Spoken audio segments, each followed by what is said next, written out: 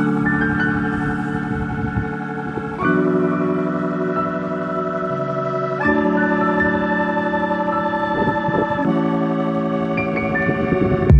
beautiful people, welcome back to my channel. My name is T. Welcome if you're new.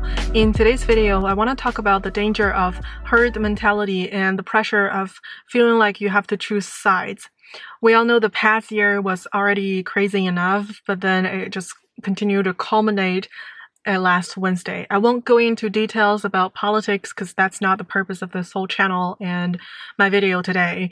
But I do want to discuss the mentality behind what people are doing, especially when you are seeing this greater and greater divide between people, among people, even within families, within friends. And a lot of people are losing a lot of friends and family members because of politics. And I just want to discuss the danger of such phenomenon. First of all, I just want to say, from my personal observation and including my own experience, I think a lot of people are constantly living in fear. Not the kind of fear that's like being chased by ghosts or paranoia or anything like that, but more so like the fear of not being seen, the fear of not being understood, the fear of not being accepted, which is normal because, I mean, we're pack animals. We want to feel like we're accepted by a bigger community. We want to feel like we're belonged in a tribe, like stuff like that. And because the modern ways of living, we feel more isolated. However, the need for human company never ceased to exist. So we still long for being surrounded by other creatures just like ourselves. And we want to feel like we're heard, we're seen, and we're accepted. There's nothing wrong with that at all. But the danger with this whole thing is that for a lot of people, because we're so used to this sort of instant gratification, because everything has been made so convenient, we can get essentially everything at a moment's notice. We feel like it's imperative that we have to get human connections just like that. But it's not happening because it's more than just purchasing a cup of coffee. It's not like you pay for like your membership fee and then you will boom instantly get a lot of friends and a part of a bigger community, and then you're just accepted like that. Unfortunately, a lot of people think like that. They're so eager to jump into the groups that are within their physical proximity or mental proximity that they never bother to check with themselves whether their own true morals within them align with those who are preached in those groups, and what kind of sacrifices, mental sacrifices, physical sacrifices they're making to feel like they fit in those groups, when in reality, because they're so new, they're not the core members of those groups. And because they're so new and people can see them through that, how desperate they are to find a place where they can feel accepted. It's almost like these groups will hijack them mentally to make them work to their benefit. And when things go down, these people like that jump into these groups because of desperation for companionship would be the first one that got thrown onto the front line, that became eventually the cannon fodder. Which I have a great example from my personal experience growing up. When I was younger, I was very insecure about myself and I wanted to feel like a part of a group so desperately. I was trying to show favor to this one popular girl, and she ostensibly accepted me to hang out with her and her friends, who were all relatively popular in the class at the time. And one day, I was so happy and I felt like I could do anything for them just so that they can approve me, give me approval. But one day when this one popular girl suggested that we should steal apples from her neighbor in the backyard, from the apple trees in the backyard, I agreed to it because I just want to show my loyalty to her. And we proceeded to do so. But then, because we were pushed to the front line and then I got the apple the neighbor found out, and then he was so angry at us, and he stormed to us and started to scold us. But then the popular girl who suggested all of that escaped, and she was free of any sort of responsibility. And then the neighbor found our parents, and then our parents educated us too. And then I find out that she never saw me as a friend. She was just seeing me as a tool to strengthen her little group. And then I don't even stay in contact with her anymore. I don't have her contact today, even though I did all these sacrifices and I lost my reputation because of it. So that was my desperate move to fit in, to choose sides. Of course, the girl was in drama constantly, and then I had to choose sides to support her because I want to feel like I was a part of her group and I was a part of the popular group, which turned out I was never a part of that group.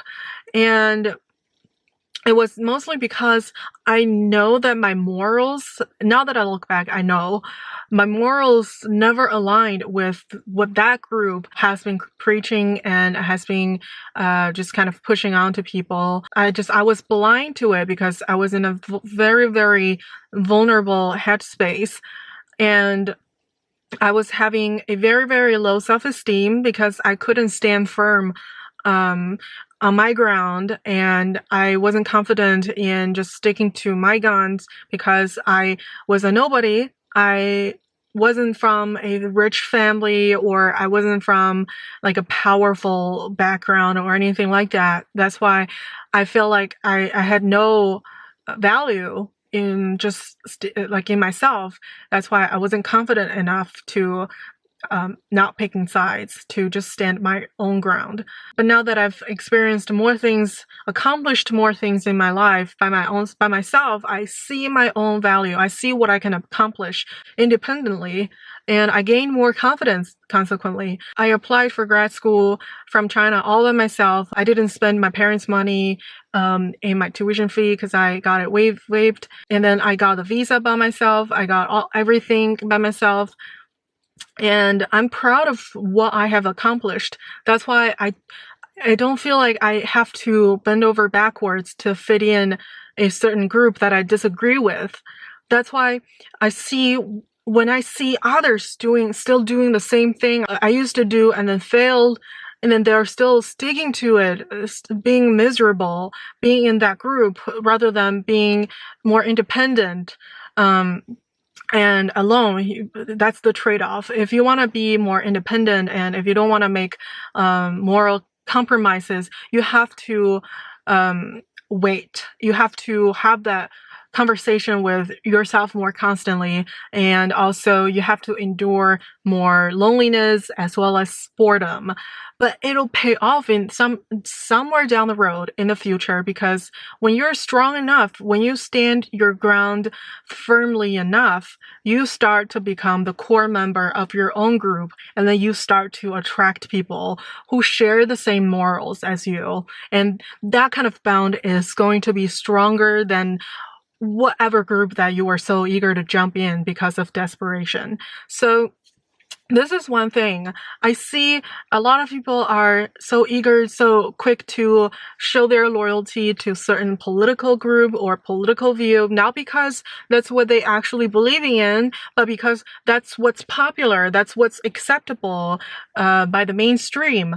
Not because that's the result of their independent thinking, not because of their critical thinking, rational thinking. It's more so just a move to fit in. And I see that danger because not only are you hurting yourself by doing so, but also you are potentially hurting other people who might share the same moral as your true self, but then you rebel, like you betray them.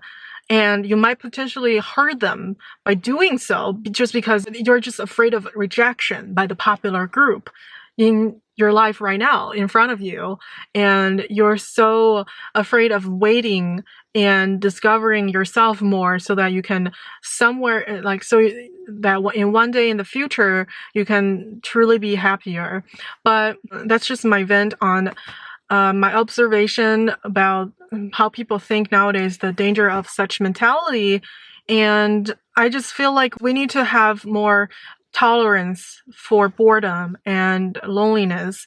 It's okay to not have any friend than compared to having 20 friends that you don't really share the same morals with.